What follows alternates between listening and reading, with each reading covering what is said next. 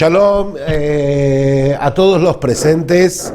Nosotros estamos estudiando el libro Be'er HaGolá del Maharal de Praga, Be'er HaHamishi, la quinta fuente, en la 10ª parte, el 10º tema que está estudiando el Maharal.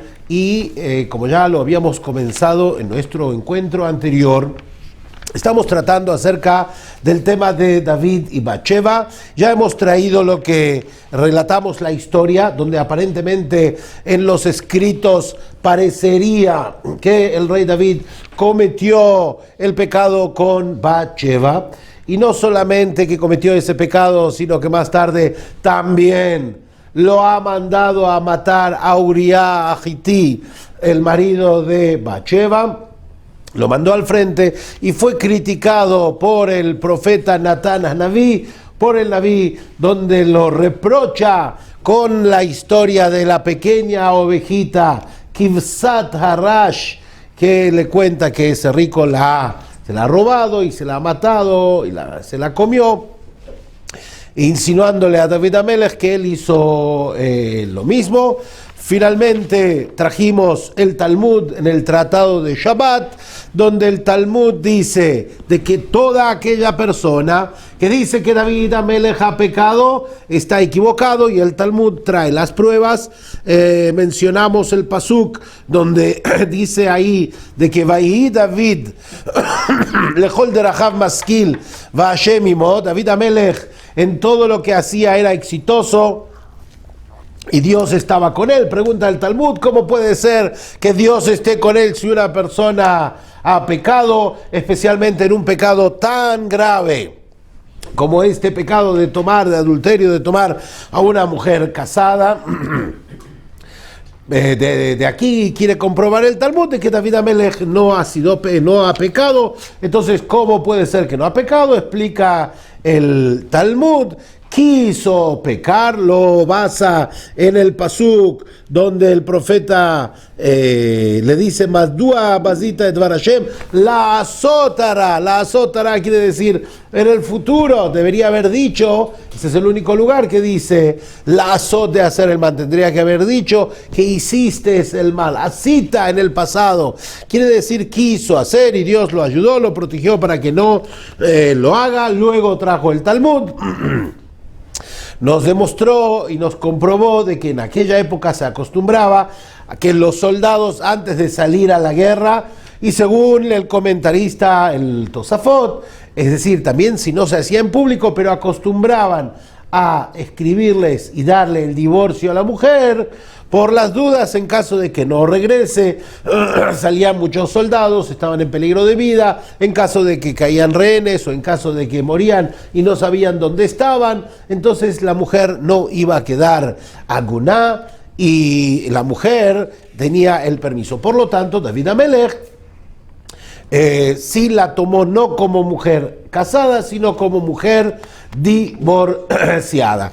Y la crítica fue: ¿por qué no lo mataste de acuerdo al Sanedrín? ¿Por qué lo mandaste a morir al frente? Deberías haberlo llevado, presentar al Sanedrín de que este hombre, Uriah Agití, era Mored Bamalhut. Mored quiere decir rebelde, y todo esto ya lo mencionamos en la parte anterior. Pero sí, vamos a dirigirnos directamente a la interpretación del Maharal de Praga. El Maharal acá, como mencionamos, trae una interpretación muy novedosa en la interpretación de este caso de David y Bathsheba, en diferencia a otros comentaristas. Explica aquí el Maharal de que aquí, primero de todo, debemos basarnos en lo que el mismo pasuk dice, porque la crítica que trajeron contra el Talmud en este libro está basado en críticas que se escribieron contra el Talmud en épocas antiguas, otras religiones. Está basada en la crítica que dice: ¿cómo puedes tú decir, tu Talmud, contradecir al escrito? Si en los escritos parece que sí pecó. La primera respuesta en la cual nos basamos y destacamos es de que el mismo escrito, el mismo profeta, donde dice que aparentemente David Amelech ha pecado, él es el que escribió, quiso pecar, la azotara, quiso hacer el mal, quiere decir que no lo hizo. Pero también es el mismo que escribió que Dios está con él. Si Dios está con él, ¿cómo puede ser de que haya cometido ese pecado? Y acá trae el Maharal, dice, quiero leerles esta frase, porque es una frase básica, puntual y muy importante. Dice el Maharal, Bevadai, con certeza, con seguridad, sin ninguna duda, Ben Safek, Hashem Itbaraj, Dios, Noten, da, Shelo yenifrat mimenu, Dios sí lo impide. Dios no quiere que el rey David se separe de él, que haga algo negativo. Enseguida vamos a ver por qué y en qué se basa. Porque el Talmud pregunta, ¿es posible que él ha pecado y Dios está con él?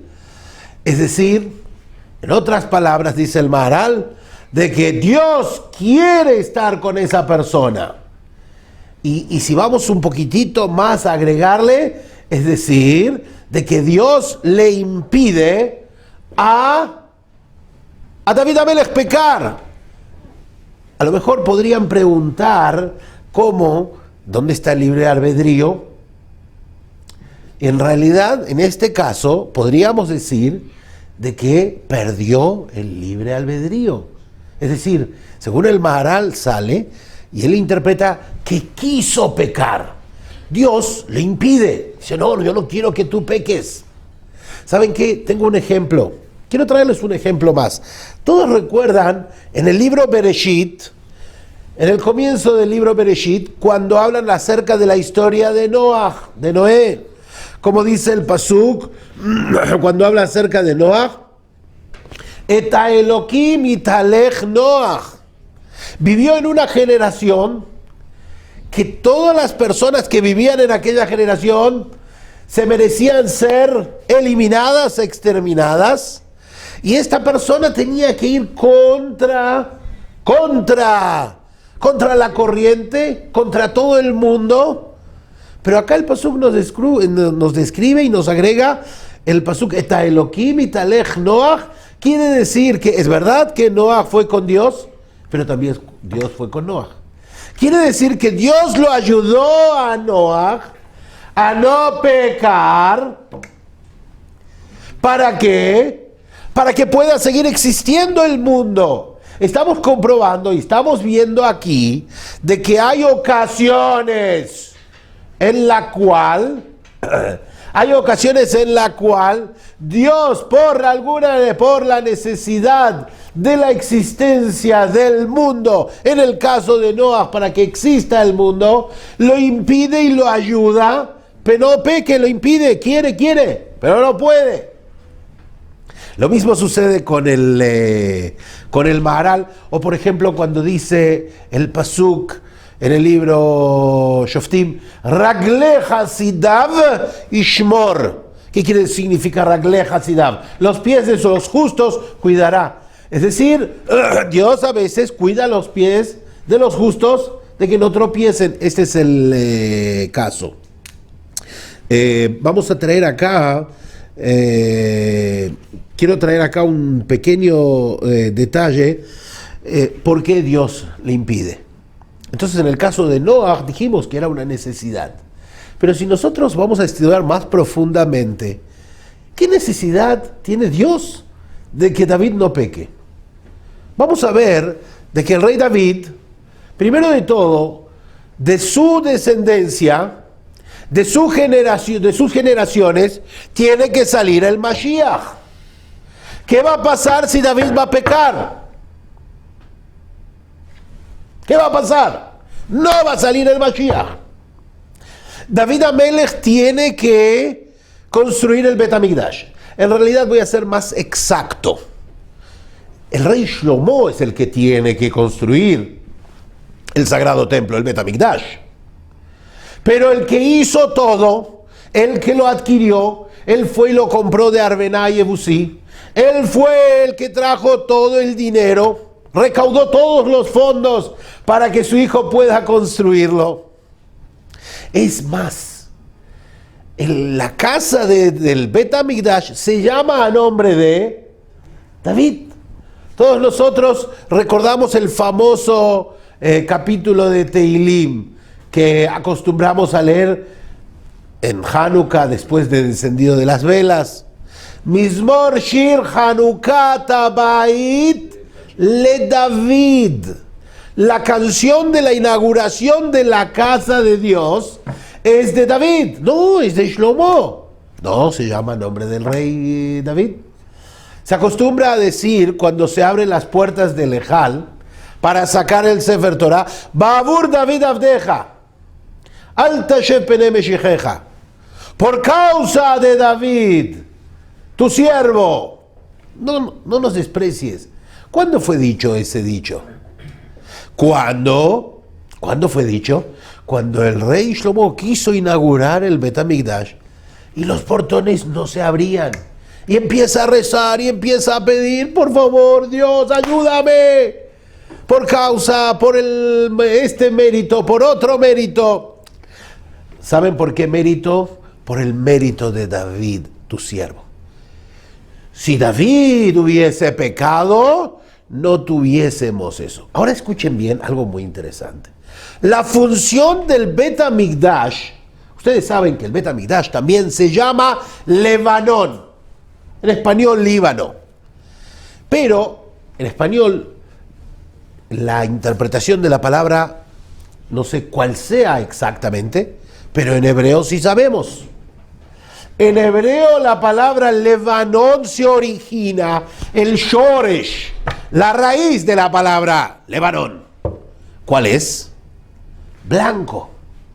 Es decir, de que el Bet HaMikdash, su origen, su raíz, su objetivo, su misión es Líbano, Lebanón, blanquear, limpiar, purificar, quitar. Los pecados siempre son comparados con otro color, con el color rojo. Y en el día de Kippur, ese era uno de los milagros que sucedía dentro del Bet HaMikdash. El Hut HaShani, ese hilo rojo, se cambiaba de color después del servicio, cuando milagrosamente, eso sucedía milagrosamente, pero después de que el pecado se les había perdonado. Ahora fíjense bien, todo ese lugar, la función de ese sagrado lugar es venir y quitar algo que había en el mundo. En el mundo había un pecado. El Bet HaMikdash,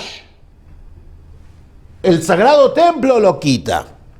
¿Verdad? ¿Y quién lo hace? El rey David. Si él tiene un pecado tan grave, entonces él va a poder ser la persona que a nombre de él sea el Bet HaMikdash y ese lugar le quite los pecados a otros mientras él los tenga. Ahora fíjense otro detalle más. Si ese lugar le puede quitar los pecados y Dios hace que ese lugar, con su servicio, le quite y limpie los avenot del pueblo judío, los pecados del pueblo judío. Seguro, con más y más razón, es que puede impedir que el pecado no se haga. ¿Qué es más difícil? ¿Sacar el pecado o impedir el pecado? Por supuesto que es más difícil sacar el pecado y mucho más fácil impedir el pecado. Aquí en esto se basa el Maharal. Dice el Maharal, Dios le impide a David Amelech el pecado. Tú, David Amelech, no vas a pecar porque tienes una misión muy importante que cumplir en el mundo, para el pueblo judío, para el mundo entero. Y acá, como dijimos, esto es una de las cosas básicas. El Maharal también lo menciona en las palabras. A lo mejor les leo esta palabra.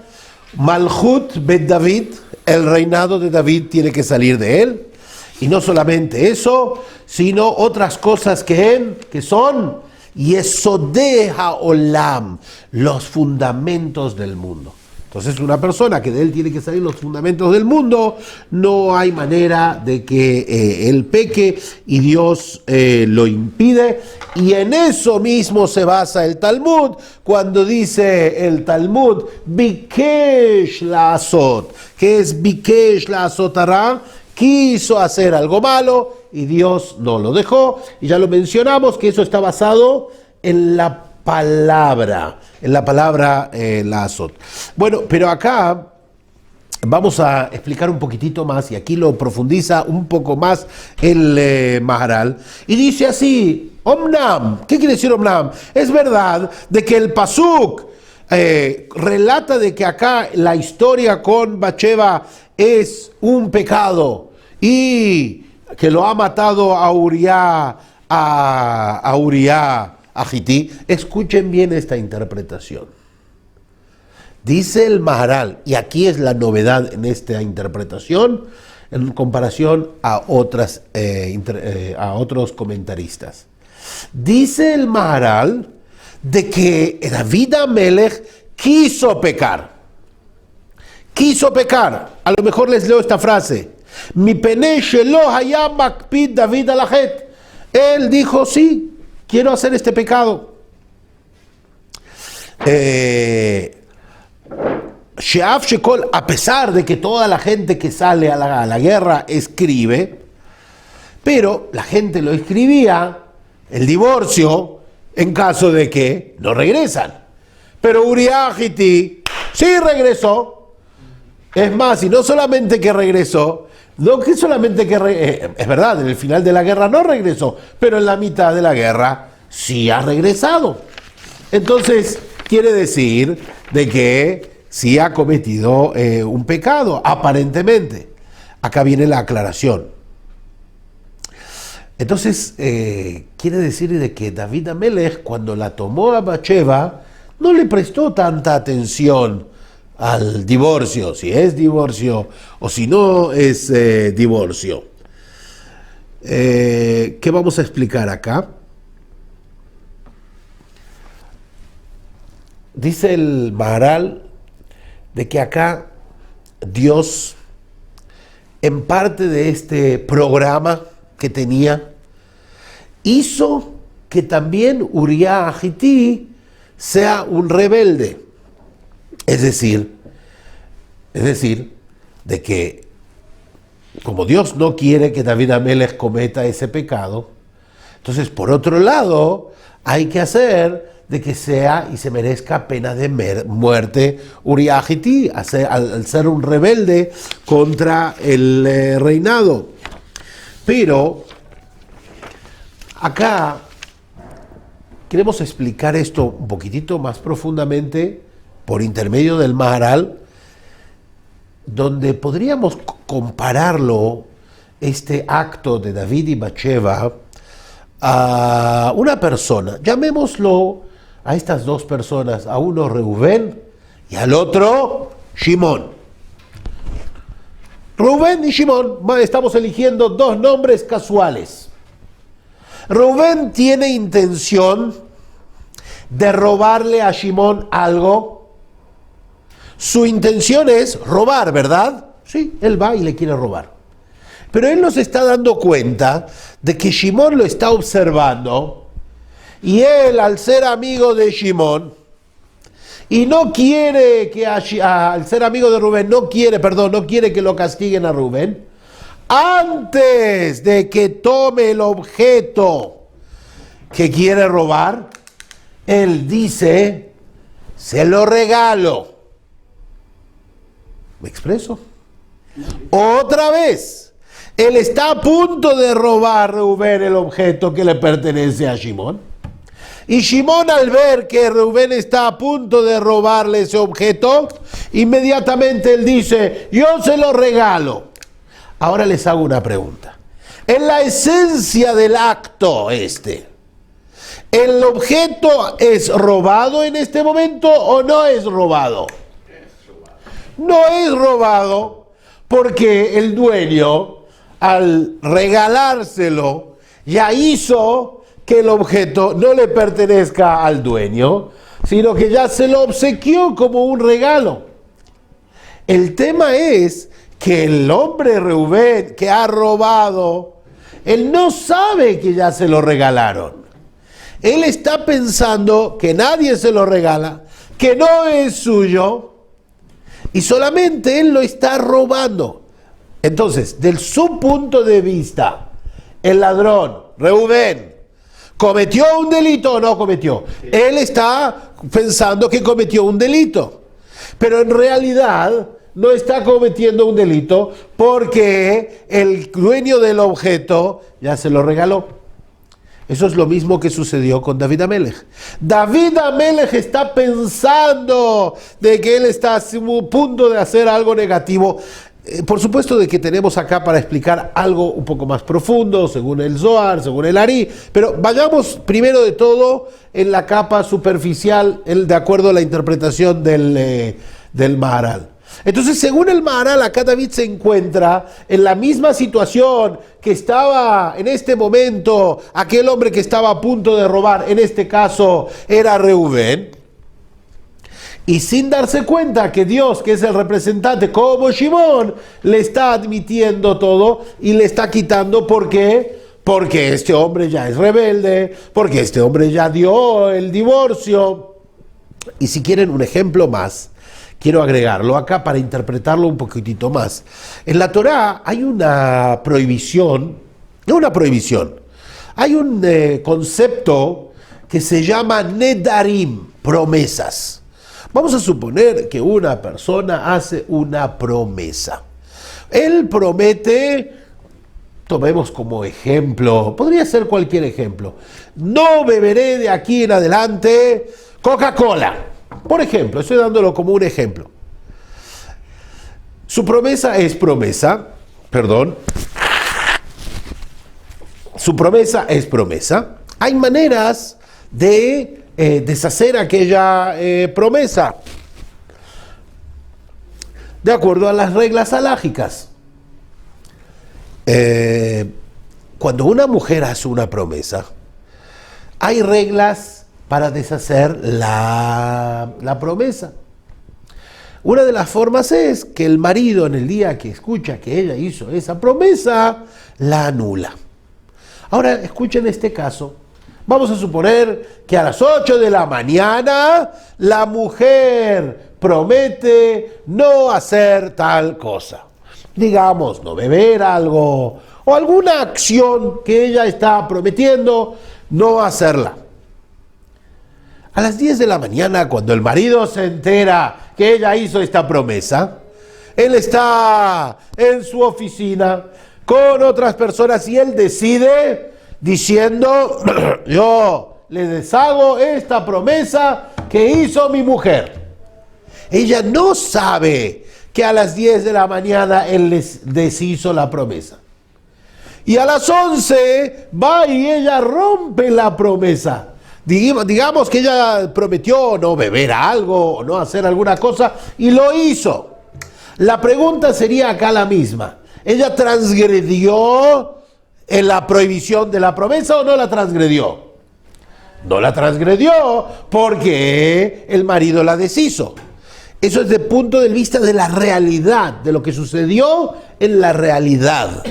Pero en el pensamiento de ella, cuando ella está rompiendo, está haciendo la acción que se había prometido no hacerla, en su pensamiento, ella supone que está transgrediendo la promesa que ella había prometido.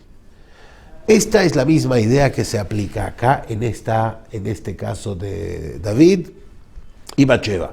David Amelech pensaba que está transgrediendo, pero en realidad Dios alrededor le arregló todo para que no peque. Eso puede explicar uno de los famosos Pesukim en Teilim, donde dice el rey David Amelech, Leja levadeja hatati. ¿Qué significa leja, levadeja, hatati? Solamente a ti, Dios, te he pecado. Si él tomó una mujer casada y si él mató a un hombre inocente, no es un pecado contra Dios, es un pecado contra aquellas personas. Entonces, ¿cómo dice David Amelech? Leja, levadeja, hatati. Aquí, interpretándolo de esta manera, se entiende que el pecado es solamente contra Dios, porque él estaba pensando de que estaba cometiendo, pero frente a la persona no se considera el pecado. Este es el ejemplo que trae aquí el Maharal de Praga. Y acá quiero leer una frase más que nos trae el Maharal. Vesivev shelo yeheta, Dios ha generado, ha hecho todo el entorno para que David Amelech no peque, por intermedio de la rebelión que tuvo Uriah Agití, y en realidad todo esto está basado en los pesukim que habíamos traído, principalmente en el pasuk que dice, que ya lo mencionamos, la asot hará. ¿Qué quiere decir la asot? La asot es hacer. Ahora estamos entendiendo de que hacer el pecado es en el pensamiento de David y no en el pasado. Hay otro detalle más que quiero tocar y para desarrollar este tema, es de que nosotros, y el Talmud había dicho de que Uriah se había rebelado contra el rey David. ¿Por qué? Porque cuando él se presentó delante del rey David, el rey David lo manda a la casa, que vaya a comer, que vaya a beber. Uriah le dice, primero de todo le niega al rey, porque el rey lo manda a la casa y él finalmente no va. Yo, el rey, te estoy ordenando que vayas. ¿Por qué? Porque él le dice, Va'adoni Yoav, mi señor Yoav, Va'avde Adoni, y los esclavos de mi señor, al Peneasadeh, están en el campo. ¿Cómo voy a ir yo a mi casa mientras los soldados están en el campo? Y a esto el Talmud lo llama una rebelión. Entonces, aparentemente, el que estudia esto parecería de que realmente no es una rebelión tan grande. ¿Qué dijo? Él dijo, Abdeja, mi señor Yoav. Entonces, ¿qué? ¿No es verdad que es el jefe militar? Si Yoav era el jefe militar de Uriah Agití. Entonces él dijo, mi señor, mi jefe. ¿Dónde está la rebelión en este detalle? Se puede profundizar un poco más acá, hay lo que profundizar, pero vayamos primero con la interpretación del Maharal, donde dice que cuando él dice, Va'adoni, y mi señor Yoav, entonces dice el Maharal, Bevadai himerida gemura, seguro que es una rebelión. ¿Por qué es una rebelión? Primero de todo es de que en aquel momento, esto es algo que hay que entenderlo un poco más, hay que entender la situación, el momento.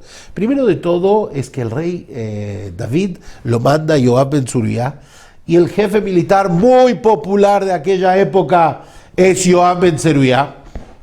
Es más, finalizando la batalla, Yoav ben Tzruya le pide a David, mira David, por favor, vente al frente, haz la última conquista para que la conquista se llame a tu nombre.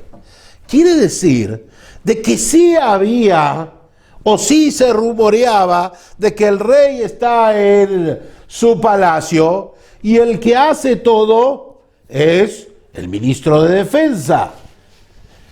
Y verdaderamente había lo que tenía que dudar el rey David de Yoav ben Tzruya, tenía un poco de temor de este jefe militar. Todos nosotros conocemos lo mismo que le sucedió a David, siendo jefe militar en el ejército del rey Shaul. Cantaban delante de David, Hika Shaul Baalafav, David Beribebotav, así nos dice el pasuk. Hika Shaul Baalafav quiere decir, Shaul tiene la fuerza y puede matar enemigos de a miles, pero David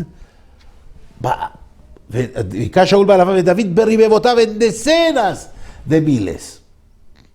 Entonces David Amelech sí tiene un poco de temor de que este jefe militar sí se hace muy poderoso y hay alguna posibilidad de que él se rebele delante de él. Este jefe militar Uriah Hiti tenía que haber tomado todas las precauciones y no llamarlo mi señor Joab, sino, acá lo trae, ¿qué es lo que tendría que haber dicho?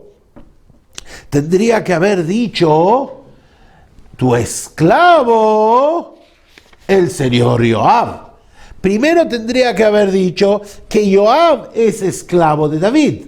Él había dicho, va Adoní Joab, y mi señor Joab. ¿Cómo dices delante del rey, mi señor Joab? Parecería que le estás dando más importancia al ministro de guerra, al ministro de defensa, más que al rey.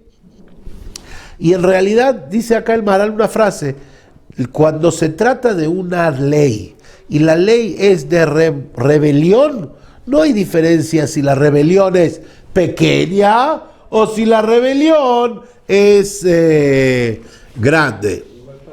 Igual paga, como dicen acá.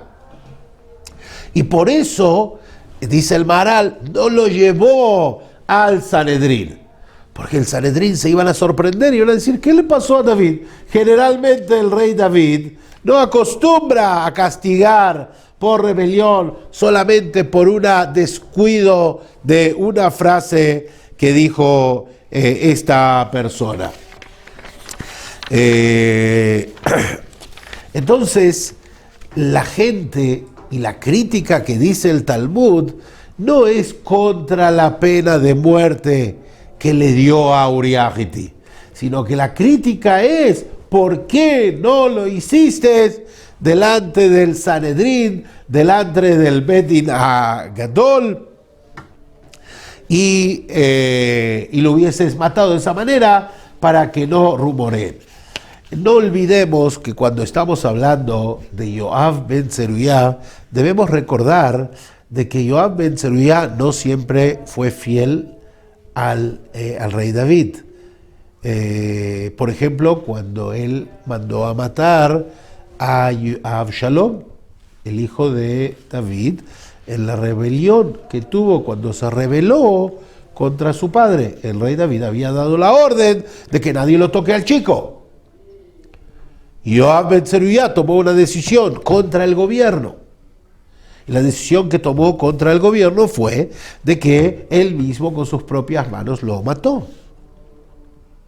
Y cuando el reinado de David comenzaba a basarse, a formarse, porque no olviden que había muerto Shaul, todavía el pueblo, no todos lo seguían a David, y David quiso unir las fuerzas del rey Shaul junto y armar todo un reinado entero. Y ahí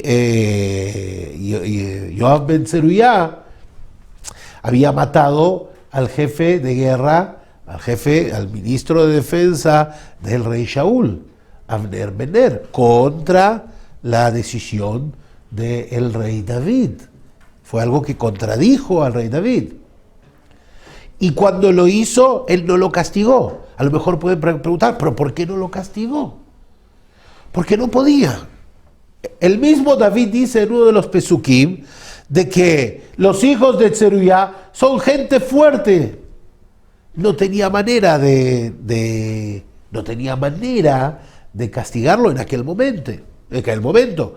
Una de las necesidades grandes del rey David era tener un jefe de defensa, ministro de defensa fuerte, poderoso, pero a la vez tenía que tener cuidado de él. Nosotros vemos que más adelante David Amelech puso otro ministro, jefe militar muy importante, Amasa ben Yeter. Quiere decir que la relación siempre entre David y Joab, el rey David, y su jefe de defensa, Joab ben Zeruiah, siempre fue una relación un poco que tenía que tener mucho cuidado con él. Ya vemos que después él no lo pudo matar en su vida, pero le dijo al rey Shlomo, una de las cosas que le ordenó al rey Shlomo es de que Joab ben Zeruiah no puede morir en una muerte natural. Entonces vemos de que esta expresión delante del rey, sobre aquella persona que el rey se cuida de él y sabe cómo hay que tratarlo, sí se considera una rebelión. Y vamos a finalizar con lo que dice el Maharal. Quiero leerles esta frase y traducirla. Veim ken al korjaj, a la fuerza, debes decir de que ella no era Eshetish, no era una mujer casada, basándonos en el hecho de que había recibido el divorcio. Porque finalmente Uría Hiti murió en la guerra y verdaderamente cuando lo vamos a juzgar y lo vamos a ver de acuerdo a la lógica, la gente así acostumbraba en aquella época, los soldados de aquella época, Vegama Lashon Moreken, y también el lenguaje que también está basado en los Pesukim. Tenemos aquí dos testigos fieles que atestiguan sobre estos Pesukim, y dice el Maharal, más que esto no precisamos. Buenas noches, muchas gracias. Shalom, shalom.